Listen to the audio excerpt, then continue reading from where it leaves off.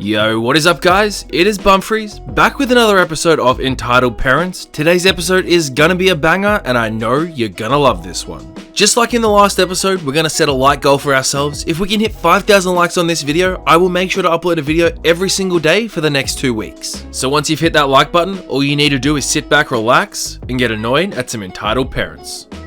I honestly didn't believe that there are these kinds of incredibly entitled people who think that stealing a phone from someone to entertain their kid is acceptable behavior. Guess you never believe insane things until they happen to you. For a little context, I work as a security consultant for a fairly paranoid company, which is kinda understandable considering the sensitive nature of our work and the kind of clients that we usually have. But it leads to a zero crap taken policy. Yesterday, I took a day off to deal with some of that lovely government bureaucracy. I'm sitting in an office, a government office no less, and waiting for an appointment. It's hot, it's kinda humid, and the kids forced to wait there with their parents are cranky, and I'm reading and answering emails on my phone since there ain't much else to do anyway. The entitled kid comes up to me and says, "What you playing?" I say to him that I'm not playing and I'm doing my emails. I admit, it may look like playing a game since I'm not the young kind of person who is super fast at typing on a phone keyboard, a skill I really envy the youth of today for. I'm more hunt and peck style. I prefer using a desktop by far. I do need to concentrate to actually hit the right letters, so I don't notice that the entitled kid returns to his mother. The entitled mother appears shortly afterwards, just as I finish my mail. The entitled mum then says, "Come on, let my son play on your phone for a while so he doesn't nag me." I respond to the entitled mum, "Sorry ma'am, this is my work phone and there ain't no games on it. And there really is nothing on it that could remotely be considered fun, as these things are stripped down to the bare bones stuff with zero leeway when it comes to what you put on them." The entitled mum says, "Bollocks, I saw you play. Let him play for a while as we'll be in before you so you'll get your precious phone back soon enough." I reply, "Sorry ma'am, I'm not allowed to give my work phone to anyone." And that is no lie. On my phone, some rather sensitive information is potentially accessible. It does take a few extra steps and you need to jump through a few additional access hoops, but as said before, my company is a bit paranoid when it comes to this, and we're only allowed to use our phone to access corporate information in what is considered a controlled environment. I'm, as said above, in a government building with an additional feature that will become apparent soon. It doesn't get any more controlled than that. Most of all, I'm not allowed to give my phone to anyone outside the company, and even only a select few people inside of it, and most certainly not in an unlocked and hence usable state. Fortunately, at this point, I'd already closed down the mail container, which needs additional unlocks to access the mail portion, and the entitled mum simply snatches the phone from my hands. I was actually flabbergasted for a moment before I realized what she just did. She has my work phone in her hands, unlocked. In short, I am very close to not having a quiet weekend, and she is very close to having a few very uncomfortable weeks, months or years, depending on how creative our legal department gets. I say to the entitled mum, "Ma'am, please give me back my phone this very moment. My company is very strict with phones, and unless you hand it back to me this very moment, I have to report this to the authorities and report a theft of my phone to my company. They will press charges. Please ma'am, please give me that phone back." She waves it off and tells me not to be a baby as she hands my phone to her son, telling me that I'll get it back as soon as it's their turn to go in, and says, "It's not like we're leaving with your precious phone." I say to her, "Ma'am, for the last time." But actually, him pushing a button on the phone would have already required me to report it as stolen and tampered with, but I'm at this point willing to assume that a child about 7 or 8 years old is not trying to steal trade secrets or steal or tamper with security reports, and continue by saying, "I'll have to call the police if you do not hand the phone back to me right now." The entitled mum glowers at me and then asks in an incredibly sassy tone, "Yeah? How are you gonna call the police without your phone?" I sigh, pull out my private phone, which actually does contain a few games, and frankly, if she'd asked any nicer, I would have let her son play with it, even if he breaks it, no big deal, and dial the not quite an emergency police number and report what's going on. All while the entitled mum is glowering at me, very obviously not believing that I really called the cops for something as trivial as that. Frankly, if I didn't have to, I probably wouldn't have. If that was my private phone in her son's hand, I wouldn't have bothered. Now, since this is a government building and a police station is right inside the same building, it doesn't even take a minute until 2 policemen enter the room, which causes the entitled mum to go pale for just a moment before acting as if it isn't her business at all. I explain it to them and they ask the entitled mum, and she has the audacity to claim that it's her phone and that I want to steal it from her. her. I say, that's easy to prove. Lock the phone and let's see who can unlock it. She claims that she forgot the code, but by then, the policemen have a pretty clear idea of what's going on. I unlock the phone to show it's mine, and they ask if I want to press charges. I tell them that I don't want to, but I have to. No later than now I do because there's a police report about it, so I have no choice anymore. And knowing our legal department, they usually get very creative as to what they try and slap on this, which I'm currently not really regretting because as of this writing, I'm on the phone with our internal security who is just as happy as I am to deal with this on a weekend. What astounds me about an entitled parent like this is how she just did not listen to the warning that OP gave her that this phone was company property and if she touches it, he will have no choice but to get her charged. Seriously, how entitled do you have to be to still go out of your way to take this phone off them, even when you know what the consequences are gonna be? Is being so lazy that you can't parent your own kid for 15 to 20 minutes worth being criminally charged? I don't think so. I guess when it comes to entitled parents, there's just no logic. They're always gonna be entitled, and honestly, I don't think you can ever change that.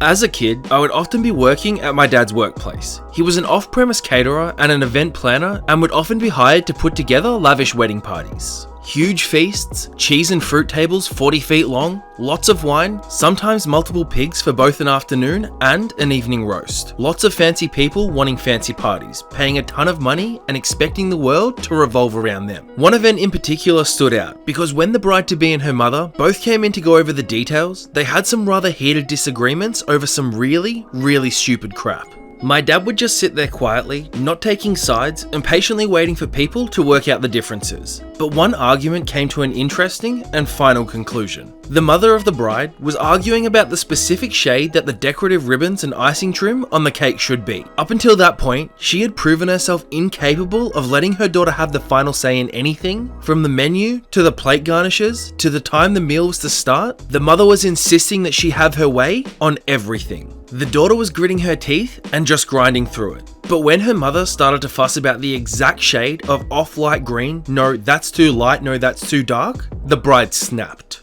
She loudly and firmly stated, "Mother, if you don't knock it off right this instant, I'm going to disinvite you from the wedding. This is my day, and while I value your input, the decisions will be mine." She then turned to my dad, looked him square in the eyes and said, "I will be signing your check, you work for me. Nothing is decided until I say so. If my mother tries to plan or change anything, you are to call me immediately. I do not expect that you will have any problems with that." My dad simply said not at all, and they got back to planning the wedding. You know, on one hand, I do get that any mother would want to play a pretty active part in the planning of their daughter's wedding. But in the same breath, it is her wedding. It's not your wedding, and just because you didn't have the wedding that you so desired when you were younger, doesn't mean that you should take that experience away from your daughter, because this could be a once-in-a-lifetime opportunity. The one thing I will say about this though, is good on the daughter for standing her ground and sticking up for herself against her mother, because that kind of attitude and behavior towards entitled parents is the only way that they're ever going to learn and perhaps stop being so entitled.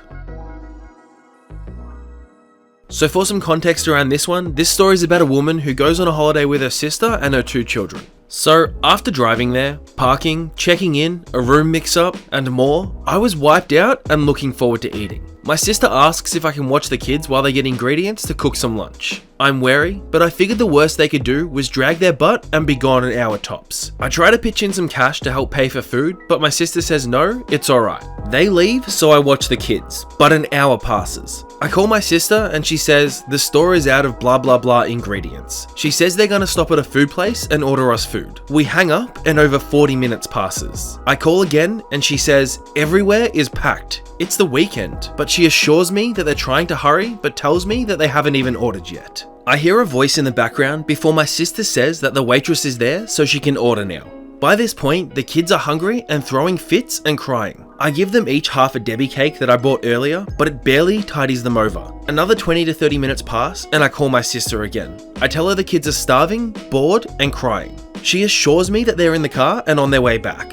40 minutes later, they show up with McDonald's. Cold McDonald's. I am speechless. I look up and see that they're not eating, so I'm suspicious, and I ask them where theirs was. My sister tried to say that they already ate, but my brother-in-law effed up and said that they weren't hungry. So now I'm just staring at them and decided to go out on a limb and ask them where they ate at. My brother-in-law says nothing and won't even look at me and just focuses on my niece, and I ask again, where did you eat at? My sister caves and admits that they ate at this fancy restaurant like 40 minutes away. this really nice steak place. I asked why they didn't get us anything from there and save time. My sister just said the kids wouldn't have liked it, and then admits that they didn't even go to the grocery store, they just went out to eat. They straight up lied to my face about what was going on and then left me to watch two hungry as hell kids for over 3 hours. Needless to say, I was beyond furious. And I think my sister could see just how pissed off I was. She got defensive and asked what the big deal was. Told me that I should be grateful that they invited me along on their family vacation. That, by the way, I could never afford on my own. She made sure to remind me, and buying me dinner on top of it. I made the mistake of letting them drive me there, so I was stranded until they left in 4 days. So instead of screaming at them, I just got up, dropped the bag of cold food on the coffee table, and grabbed my luggage. My sister demanded to know where I was going, and I told her I was leaving and then walked out. I heard my sis scream after me, "Fine, don't come back." I can't afford any of the free rooms in the area, so I just got a Greyhound bus back home. It cost $60, but after nearly 4 hours, I was home. I had to call our mum to pick me up. I had already called her beforehand, so she was waiting at the station for me, thank goodness, as it was nearly midnight and I wasn't looking to get abducted. For anyone who saw the last episode of Entitled Parents a couple of days ago, yes, this is in fact the same person who didn't invite her sister on a vacation because of this exact type of behavior. And now, even more so than in the last story, I can completely see why she didn't want her there, because if this is the type of thing that her sister pulls when they go away together, I wouldn't want her there either. If you haven't seen the other story, make sure to go and check out last episode of Entitled Parents. It's definitely worth the listen and shows just how entitled this sister is. My parents own an Asian restaurant. My dad works his butt off to ensure our survival. I love and respect his iron will and his undying determination, and my mum works just as hard. Of course, I help where I can to ease their workload, and our restaurant is open every day from 11:30 AM to 11 PM. One day, we get a reservation for 3 people at 10 PM. A family, it seems. Well, it would have been perfectly fine if they hadn't come 30 minutes late. My mum was pissed already. My dad, on the other hand, kept his cool. They did not speak Chinese or any other language that my parents could understand, but English. So, it was my turn to help out. They were okay to speak with at first, but it took way too long to order a meal for 3. They questioned everything, from the way it's cooked to the ingredients, and if you know the Chinese kitchen, most dishes are cooked with a delicious sauce. Dry dishes are not the type of food my father would cook. You need to know that in China, the way things are done in the kitchen varies from region to region. Some regions have their regional specialty dry and spicy, and other mild and moist, and still, it varies depending on how the cook likes it cooked. They wanted dishes without sauce or without a type of vegetable. The description they gave for the food they wanted sounded way too Western for a traditional Asian cook like my dad. They even went as far as trying the dishes first to see if it's to their liking.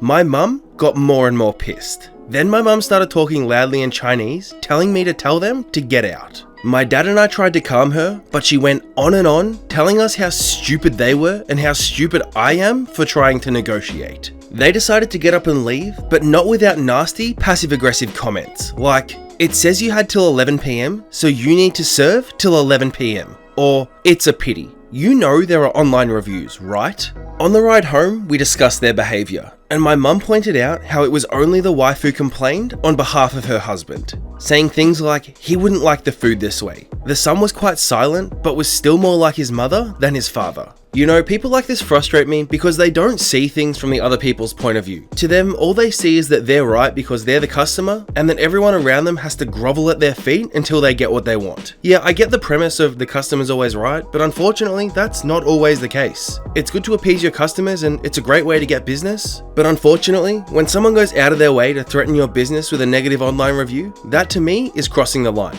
These type of people I feel absolutely no sympathy for, and at the end of the day, if no one ever puts them in their place, they're never going to see the error of their ways. Alright everyone, that is that for today's episode of Entitled Parents. I just want to start off by saying thank you so much for watching, and I hope you enjoyed the video. If you did enjoy the video as much as I enjoyed making it, don't forget to smash that like button, and just a reminder that if we hit 5,000 likes in the next 24 hours, I'll be uploading a video every day this week. I'm gonna keep this outro nice and short. I do just want to say though, if you are new around here, don't forget to smash that subscribe button. I love each and every single one of you, and I'll be doing something very special for you guys very soon. What you are going to see on your screen right now are 2 of my awesome videos, one of which I would highly suggest you click on and go down that rabbit hole of Entitled Parents. Otherwise though, I just want to say again, thank you so much for watching. I hope you're all having a fantastic day, and I hope to see you guys tomorrow for another episode of Entitled Parents. Bye.